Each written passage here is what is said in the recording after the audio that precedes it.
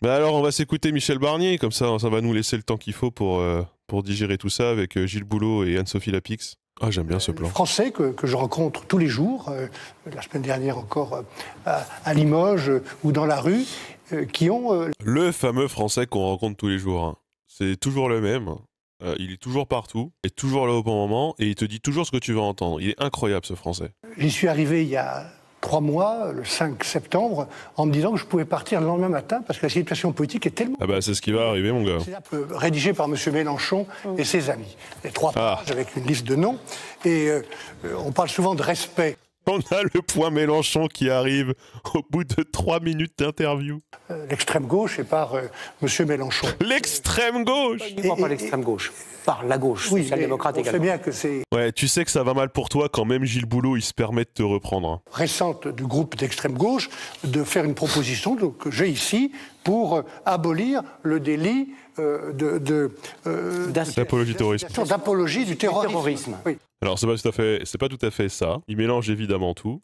Il faut savoir qui va être avec qui. D'Ille-et-Vilaine, ancien maire de Saint-Malo. Et au moment où nous lui rendions hommage, il y a des gens qui se sont mis à hurler. Alors, ça a été débunké, ça a été vérifié par quelqu'un que je connais notamment, qui a été faire cette vérification, pour aller voir si cette séquence a existé sur les replays, du coup, la Assemblée nationale, tout est filmé. Et c'est faux. Ce n'est jamais arrivé. Ce n'est tout simplement jamais arrivé, c'est un mensonge. Avec vous et qu'ils veulent faire chuter votre gouvernement. Oui, mais il faut savoir sur quoi ils se mettent d'accord. Je réponds à votre question.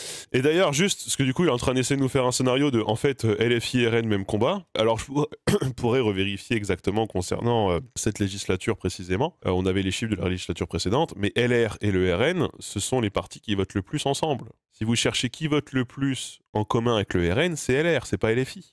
C'est quand même fou que ce soit lui qui a Marine Le Pen tous les matins au téléphone, qui lui donne toutes les concessions, qui lui donne tout ce qu'elle veut, qui lui accorde tout sur le programme. Personne qui a été choisi par Emmanuel Macron précisément parce qu'il était soi-disant en capacité de négocier notamment avec le RN. Que ce mec après vienne te dire, en fait, RN et LFI, même combat, ces gens votent les mêmes choses, c'est quand même indigne. Quel foutage de gueule. Lui, issu du seul parti de l'arc républicain, entre guillemets, qui a refusé de donner une consigne de vote au second tour pour faire barrage au RN. On en est là quand même. Pas dans du marchandage, on n'est pas dans du chantage. Il y a eu marchandage.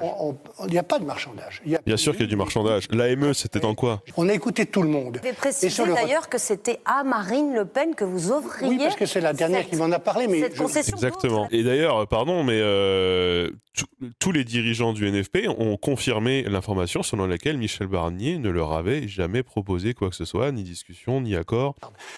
Sur les retraites, j'ai ouvert le dialogue social, non pas sur la loi elle-même qui a été votée, on se souvient avec beaucoup de turbulences. La loi n'a pas été votée, effectivement. Dans l'heure qui a suivi, j'ai appelé 2 ou 3 dirigeants du Parti socialiste, notamment M. Faure ou M. Vallot. Et quand ils viennent me voir, comme la semaine dernière, et je les reçois avec beaucoup d'attention, ils me présentent un programme qui est quasiment, ou une lettre, qui est quasiment le programme du nouveau Front Populaire. Donc il n'y a pas beaucoup de discussion. Bah Dieu soit loué, ils font partie du nouveau Front Populaire. En fait, c'est quelque part, c'est rassurant. Ici, tous les jours, quand on stream, il y a les gens qui sont un peu insoumis, qui nous disent gna gna gna, le PS il a trahi, gna gna gna, ils sont dans les starting blocks pour trahir. Et là t'as Michel Barnier, il fait nous on pensait le PS, on allait pouvoir discuter avec pour qu'ils trahissent, et en fait ils nous disent MDR, nous notre programme c'est le programme du NFP, c'est quand même un scandale. Ça me régale quelque part d'entendre ça. Ça me régale et ça me rassure, vraiment. Hein. Des mesures, des troubles, des secousses, des turbulences. Quel trouble ? De quel... Non, on ne sait pas ce qui peut se passer, mais je pense qu'il y a beaucoup de tensions dans notre pays. Et qu'il faut faire attention. Tu crois que les gens vont faire une révolution pour sauver le budget, ton budget? Il y a 17 millions de contribuables dont les impôts vont augmenter. Il y a pratiquement 400 000 contribuables qui ne payaient pas d'impôts, qui vont en payer. C'est une des conséquences, il faudra bien que Oui, mais c'est alors ça, on en a beaucoup eu d'annonces, parce qu'en fait l'idée c'est que normalement le taux, les tranches d'impôts suivent l'inflation. Si jamais vous avez gagné 2% de salaire en plus, le barème d'impôt, il remonte de 2%, comme ça vous restez sous le seuil. Demain, il y a peut-être certains filles, effectivement, qui vont payer des impôts qu'on ne payait pas avant, mais vous allez payer 10 balles, 10 ou 15 balles. Enfin, c'est pas... C'est pas demain vous allez devoir lâcher 1 000 €. C'est pas comme ça que ça marche l'imposition en France. Et en plus, oui, il peut de toute façon, pardon, on dit ça, mais il peut tout à fait de toute façon avoir un projet de loi de finances rectificatif pour corriger ça. Hein. 10 € c'est au-dessous du million de recouvrable. En plus, moi. Alors, chaque député qui vote la censure demain est expliqué aux cadres, aux salariés des entreprises à circonscription pourquoi 18 millions de Français eux-mêmes vont devoir payer des impôts plus importants qu'ils ne paieraient. Il faudra expliquer. C'est vraiment dérisoire ce que vous allez devoir payer en plus. Hôpitaux, si ça arrive. Hein. Retrouver notre crédibilité ou la consolider au niveau international. Juste au passage, la crédibilité sur le plan international, on a vu le traitement de la presse suite à la dissolution. La presse internationale n'était vraiment pas heureuse. Hein. Didier Migaud, le ministre de l'Intérieur, Bruno Retailleau, ont ensemble décidé, avec mon soutien, de lancer un grand plan contre la criminalité organisée. Alors sur ce point de sécurité, les opérations Place Nette, la guerre contre la drogue, je crois que c'est tous les ministres de l'Intérieur, sans exception depuis au moins Nicolas Sarkozy, qui ont fait des annonces en ce sens en se rendant sur le terrain et qui voulaient avoir leur loi sécurité.